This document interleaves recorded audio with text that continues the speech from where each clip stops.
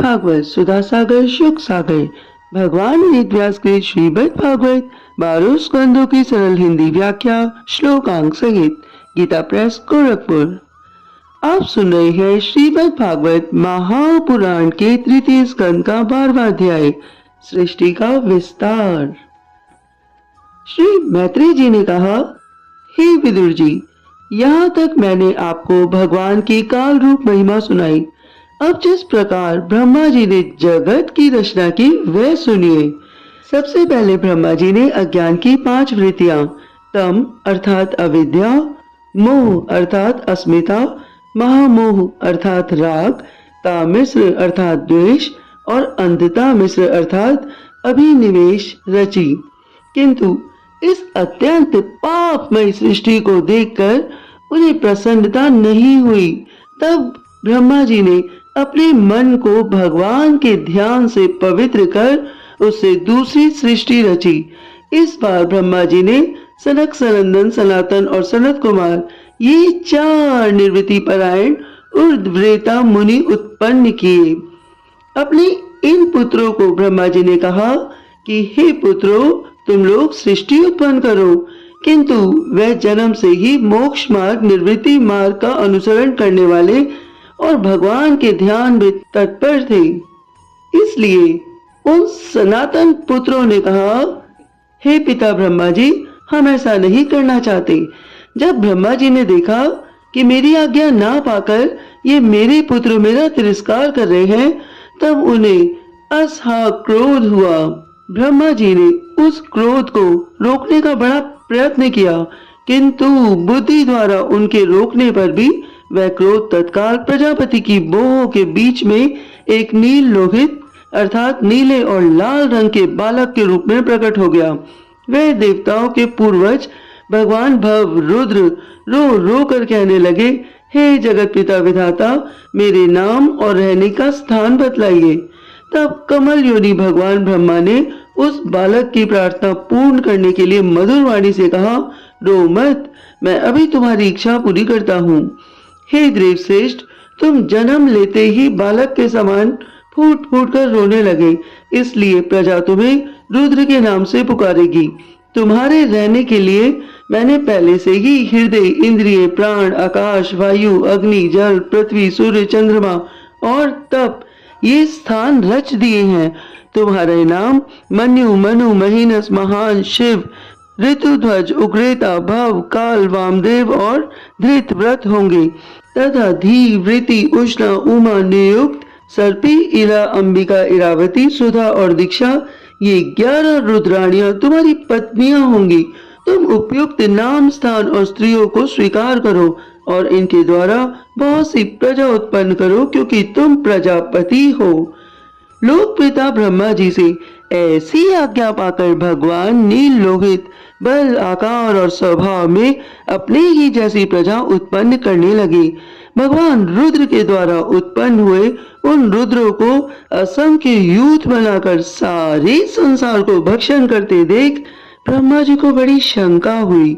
तब उन्होंने रुद्र से कहा कि हे सुर श्रेष्ठ, तुम्हारी प्रजा तो अपनी भयंकर दृष्टि से मुझे और सारी दिशाओं को भस्म किए डालती है। अतः ऐसी सृष्टि और ना रचो, तुम्हारा कल्याण हो और तुम समस्त प्राणियों को सुख देने के लिए तप करो।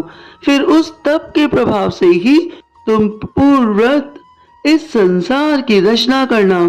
पुरुष तप के द्वारा ही इंद्रियातीत सर्वंतर्यामी ज्योति स्वरूप श्री हरि को सुगमता से प्राप्त कर सकता है।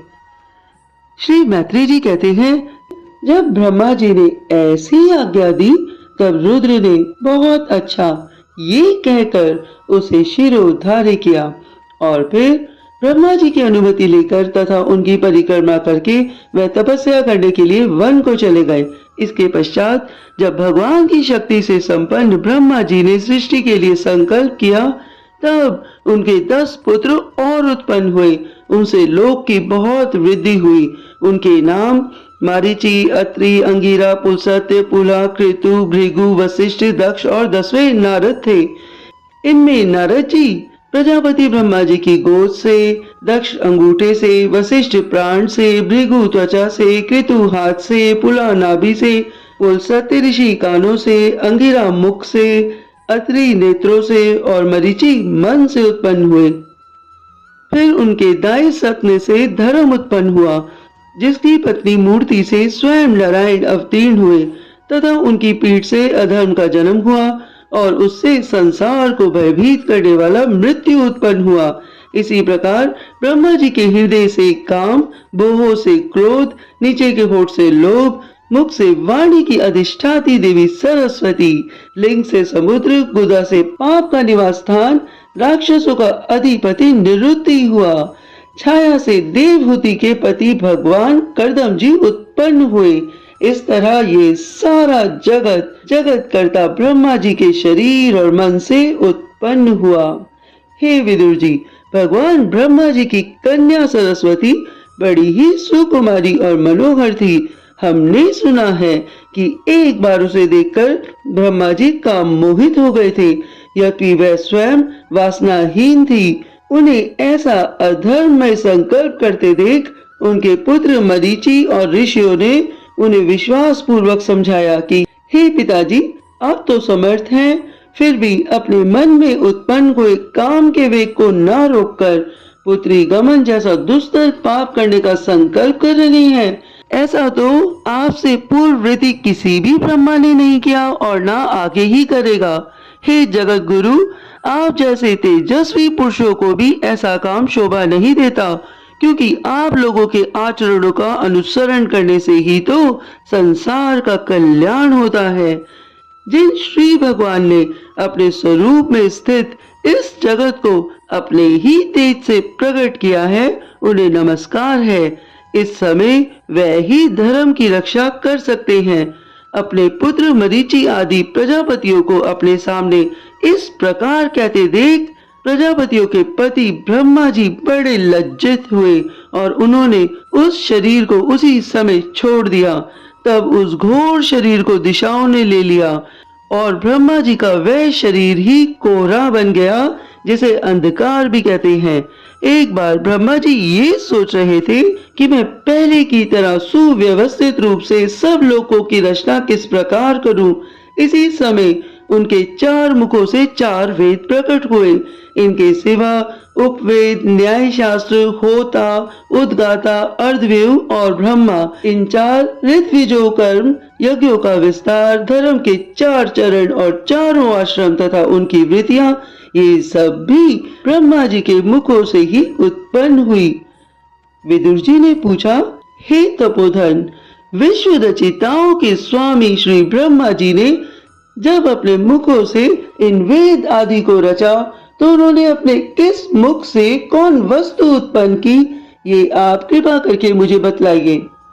श्री मैत्री जी कहते हैं, हे विदुर जी, ब्रह्मा ने अपने पूर्व, दक्षिण, पश्चिम और उत्तर के मुख से क्रमशः ऋक, यजु, साम और अर्थवेद को रचा तथा इसी क्रम से शस्त्र, होता का कर्म, इज्जा, अर्धव्यू का कर्म, स्तुति, स्तोम, उद्गाता का कर्म और प्रायश्चित, ब्रह्मा का कर्म, इन चारों की रचना की। इसी प्रकार आयुर्वेद, चिकित्सा शास्त्र, धनुर्वेद, शस्त्र विद्या, गांधर्वेद, संगीत शास्त्र और स्थापत्य वेद, शिल्प विद्या, इन 4 उपवेद को भी क्रमशः उन पूर्वादि मुखों से ही उत्पन्न किया। फिर स्वदर्शी भगवान ब्रह्मा ने अपने 4 मुखों से इतिहास, पुराण रूप 5वां वेद बनाया। इसी क्रम से षोडशी और उक्त, चयन और अग्निष्टोम, आप्तोयाम और अतिरात्र तथा वाजपेय और गौस्व, ये 2-2 याग भी उनके पूर्वादि मुखों से ही उत्पन्न हुए। विद्या, दान, तप और सत्य, ये धर्म के 4 पाद और वृत्तियों के सहित 4 आश्रम भी इसी क्रम से प्रकट हुए।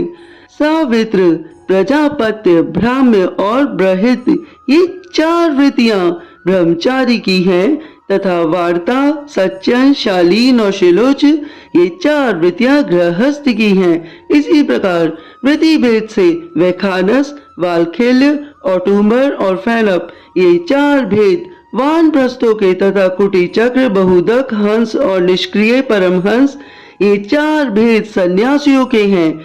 इसी क्रम से अनिवीक्षिकी, त्रयी, वार्ता और दंड नीति, ये 4 विद्याएं और ये 4 व्याहृतियां भी ब्रह्मा जी के 4 मुख से उत्पन्न हुई तथा उनके हृदय आकाश से ओमकार प्रकट हुआ। ब्रह्मा जी के रोमों से उष्णिक, त्वचा से गायत्री, मांस से त्रिटुप, स्नायु से अनुष्टुम, अस्थियों से जगती, मज्जा से पंती और प्राणों से ब्रह्मति छंद उत्पन्न हुआ। ऐसे ही उनका जीव स्पर्श, वर्ण, कर्मदादि पंचवर्ग और ध्येय स्वर वर्ग आक्रादि कहलाया।